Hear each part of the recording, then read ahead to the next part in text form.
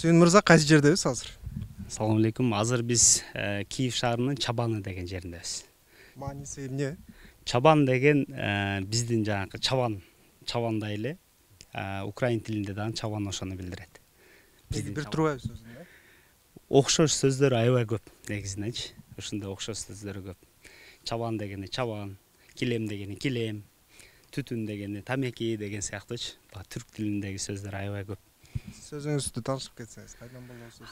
Менин атым Сүйүнбек. Мен бул жакта өзүм Кыргызстандан болом. Ошто туулуп өскөнмүн. Киев шаарына 2020-жылдын башында келгем, январь айында. Ага себеп эмне болду эле? Ага себеп биз мурунтан Түштүк Корея мамлекетине машиналарды алып келип сатабыз Кыргызстанга. Анан Кыргызстандан сырткары башка мамлекеттер менен дагы иштешебиз. Анан Украинада мыйзамдар кабыл алынып, льготный растаможка деп коет. Ошол алып келе баштагандан биз дагы ошол автобизнес тармагында болуп, ошондон келгенбиз. Кандай эле кирешелүүбү бул бизнес? Негизи биз өзүбүз Кореяда партнерым бар. Ал жактан кирешелүү эле. Себеби бул жакта биринчиден покупательская способность деген бар. Корея машиналарын жактырышат. Азыр мурункуга салыштырмалуу азыр Корея автомобилдери аябай бир өзүнүн бир деңгээлине чыккан. Мындай мировой рынок багыл дерлик дүйнө жүзүндөгү базарда бир өзүнүн орду бар дейм. Бул жакта дагы жакшы көрүшөт. Украина Кыргызстанга сата турбайсызбы? Андан башка кайсы мамлекеттер? Биз азыр СНГ мамлекеттеринин көп мамлекеттери менен иштешебиз. Андан сырткаркы мамлекеттер булар Европа мамлекеттери, бул Түштүк Африка мамлекеттери бар, Палестина, Иордания сыяктуу мусулман мамлекеттер бар. Общий баары биригип 18 мамлекет менен иштешебиз. Ошондо мисалы согушка чейин бир айда канча унаа сатышат? Биздики өзүбүздүкүн под заказ деген багыл заказ алып клиенттерге алып келип берген менен баарын эсептеп келгенде орточо эсепке алганда айына 100 машина сатчу элек. Көлөмү чоң эле турбайбы силердики? Биз бул жакта жакшы контракттар түзгөнбүз. Официальный дилер деп коебуз. Официалдык дилерлер менен иштешебиз. Аларга алып келип жакшы контракттарды түзүп, анан биз дагы Кореяда прямой иштешкен үчүн аларга дагы баасы ыңгайлуу болуп, анан ошондон көлөмгө чыкканбыз. Азыр кандай абал болуп атат? Азыркы согуш убагында чынын айтсак базар бир затяжная пауза деп коет, орусча айтмакчы. Бир выживание. Мындай азыр машиналарды даярдап, машиналарды неме кылып, соода токтоду. Чынын айтсак соода токтоду. Бирок буюрса ниетибиз бар. Бул кайра оңолот депчи, согуш бүтсө, кайра бир жылыш болот деп.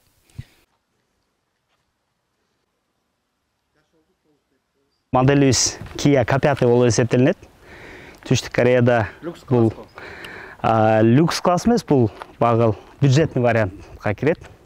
2007-жылдан баштап 2015-жылга чейин ушул модель, ушул дизайнда чыккан. Интерьер, экстерьерлерин көрүп аткандай эле Kia компаниясы немец, итальянец дизайнерлерде жумушка алып, анан мындай более агрессивный дизайн интерьер, экстерьер кылган көрсөк болот. Бул Kia K5 заводской газ. Бунун өзгөчөлүгү заводдон газ менен гана жүрөт. Аябай экономичный, немелери жакшы, жакшы техникалык акыбалы жакшы. Баасы канча? Баасы бул жактагы баасы бул 2013-жылкы белый перламутр деп коет. Бизде жакшы көргөн белый жемчуг деп коебуз. Булардын баасы бул жакта $8500. $8500 полностью под ключ, растаможенный, оформленный, сертификациядан өткөрүлгөн машиналар. Bundan кийинки машинабыз бул дагы бизде аябай жакшы көргөн машина Hyundai Santa Fe, уже бийигирак дизельный 2 объем болот булар. Негизи заводдон 2 объем жана 2 объем болот, 2 ВД, 4 ВД деп коет, монопривод, полный привод. Булардын жылдары общий модельный рядта айта турган болсок 2012-жылдан 2018-жылга чейин чыккан. Ушул кузовда бир гана өзгөчөлүктөрү жылдар өткөндөн кийин мындай ресничкалары, мындай рестайлинг деп коет. Кичине көп өзгөрүүлөр кирген эмес, кузов ушул боюнча калган, бирок жана ичиндеги техникалык характеристика, интерьерин аз-маз дизайндары өзгөрүлгөн. Булардын баасы бул жакта $18,000. То есть $17,000 баштап $20,000 чейин десе болот. Бул Бул именно бул машинаны алсак 2015-жылкы модельный ряд, модельный год 2016, 2015 аягы заводдон чыккан. Дизель. Бул жак Кыргызстанга эң көп сатылган машина. Азыркы учурда number one деп койсок болот. Hyundai Sonata заводдон газ болуп чыккан. 2 объем болот. 162 аттын күчү бар. Булардын Кыргызстанга эмне жакшы кетет десек, биринчиден жана бизде эң сүйгөн Camry жакшы көрбөйсүзбү? Camry менен бир класста, D класс. Узундугу, ички салондору, техникалык характеристикасы, экономия жагынан аябай жакшы. Негизи мындай, бул Kia'га салыштырмалуу более сдержанный вид, мындай өзүн эме скромныйраак десем жаңылышпастырмын. Салондору кенен 5 орунду, анан заводской газ болгон үчүн бизде газдын баасы 2 эсе төмөн болгондуктан бензин, дизелге салыштырмалуу аябай народный машина болуп калган. Бул 2-3 жылдан бери Кыргызстанда number one. Анан бул жак, андан кийинки машинабыз бул Kia Sportage. 2 объем моноприводный, алдыңкы 2 дөңгөлөгү тартат, дизельный. Бул да рестайлинг деп коет. Рестайлинг дегени уже мына немелеринен, ободокторунан көрсөздөр болот, хром ободокторунан. Мындай дополнительный поворотники деп коет. Топ функциялары бар. Мындай литый легкосплавный диски.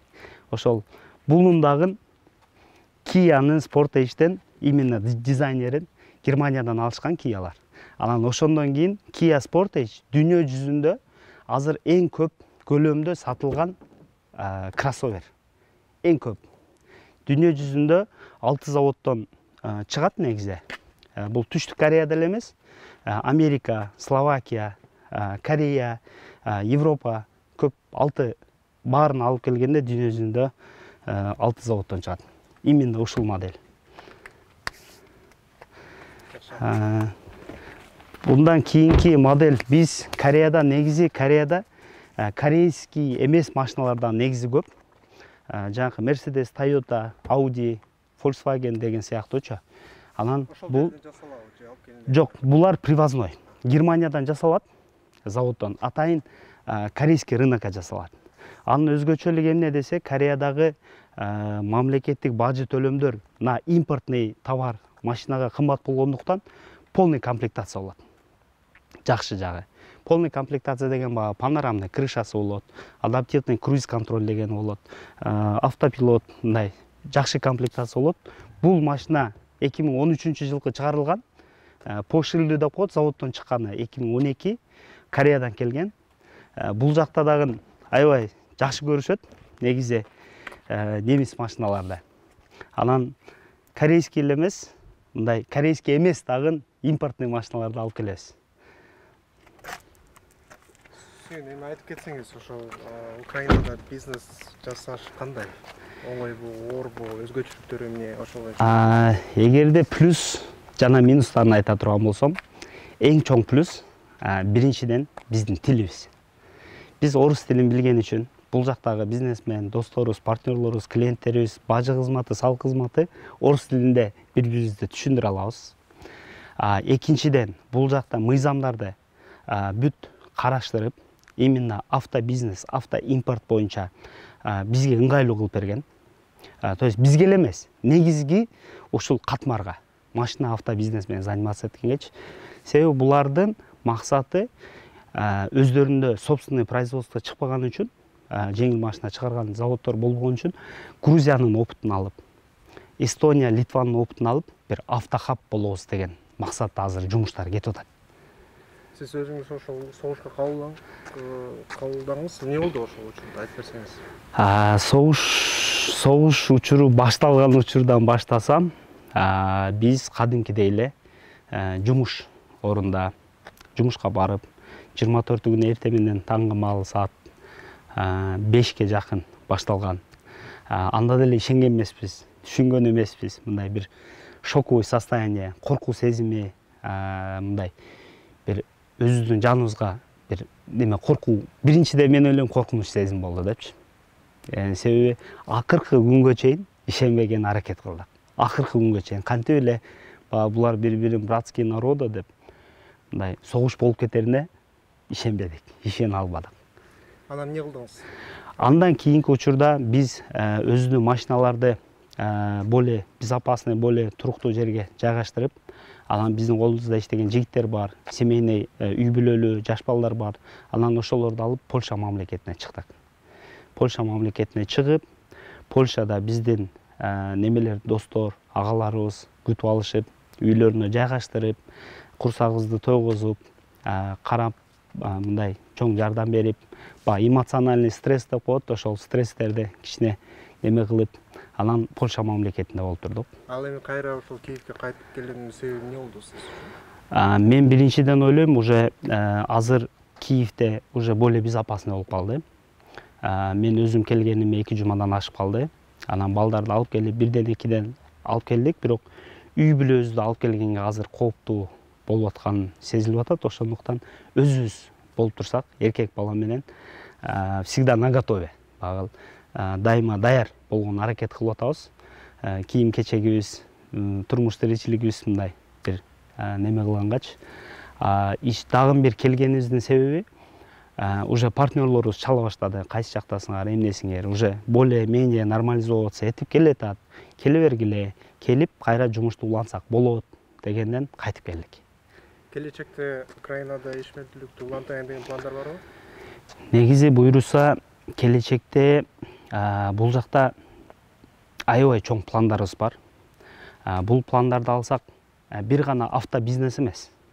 Бул негизи эле Украина, Кыргызстан ортосундагы карым-катнашты, экономикалык карым-катнашты бир жакшыртуу жолуна биз өзүбүздүн салымыбызды кошойлу деген бир жакшы ниеттерибиз бар. Ошол ниеттин негизинде торговый дом Кыргызстана в Украине деп Украина элиндеги Кыргызстандын торговый бир неме ачканбыз, компания ачып, ошол именно совместный предприятие деп коебуз орусча айтканда. Бул импорт-экспортты өнүктүрүү, товар алып сатуу катнашын бир жакшы, бир bundan дагы жогорку деңгээлге өткөрүү максатында ачканбыз. Сиз өзүңүз оптимисттик көз карашта турбайсызбы Украина элинин келечеги жана Украина жана Кыргызстан боюнча? Себеби биз туура түшүнүшүбүз керек, Алдыбек. Оптимизм ички дүйнөмдө менде дагы бир коркунуч, кооптуу нерселер бар. Бирок Кудайга шүгүр баарыбыз тынч аманбыз. Бул согуш дагы эрте эле бүтсө, бул жактын эли да, биздин кыргыз элибиз да, биздин бул жакта жүргөн жердештерибиз дагы баары бир максатта келгенбиз. Бир турмуш тиричилик кылып, кичине болсо дагы акча табайлы, Кыргызстанга барып үй алайлы, мындай кылайлы, той кылайлы, ата-энебизге жардам кылайлы, тууган урубузга жардам кылайлы депчи. Ошол нерсе менен жүргөндөн кийин ошол нерсени аягына чейин чыгарайлы депчи. Баштаган ишти баштасаң коркпо дейт, корксоң баштаба деген бир девиз мененчи. Эми көбүнчө ошол тыш жакта мигрант болуп иштегендерди ошол мекенди унутуп койду деген сөздөр айтылып калат да. Ошолорго жооп катары айтып кетсеңиз. Мен биринчиден ойлойм эке. Мен өзүм Кыргызстанга бат-бат барып турам. Башка мамлекеттерге дагы көп жака багы жумуш менен чыгып, командировка деп. Грузия мамлекеттерин, Россия мамлекеттерин, Европа мамлекеттерин, башка мамлекеттерге чыгып жүрөбүз. Мен бир да адамды, менин бир да таанышым жок, биздин жердештерибиздин арасында. Мен Кыргызстанга барбайм деген уга элекмин. Баарыбыздын оюбуз чет мамлекетке чыгып көрөлү. Бул жакка келгенибиздин себеби эмнеде? Себеби жумуш, бир өзүбүздү, үй бүлөбүздү ак эмгек менен, адал акча менен балдарыбызды багайлы, чоңойтойлу, өстүрөлү депчи. Эгерде биз баарыбыз чет жакка чыгып, четтин жакшы только плюстарын гана алып бара турган болсок Кыргызстанга, биз Кыргызстандын эли, биз эч нерседен кем эмеспиз. Ошол эле Германия, Италия, бүт мамлекеттен эч нерсебиз кем эмес. Акылыбыз, эки колубуз, эки көзүбүз, бир мурдубуз дегенде эле окшошпуз. Бизде мүмкүнчүлүктөр дагы көп. Биздин жаштардын мүмкүнчүлүктөрү көп. Биздин негизги мындай кругозор жаштардын жакшы деп ойлойм. Себеби башка мамлекеттер салыштырып жүрбөйсүзбү? Баарыңыздар билесиздер да. Өзбекстан, Тажикстан коңшу мамлекет, башка улуттагылар. Ошого мен ойлойм, Кыргызстандын келечеги аябай зор деп. Буюрса, аябай зор. Рахмат. Рахмат.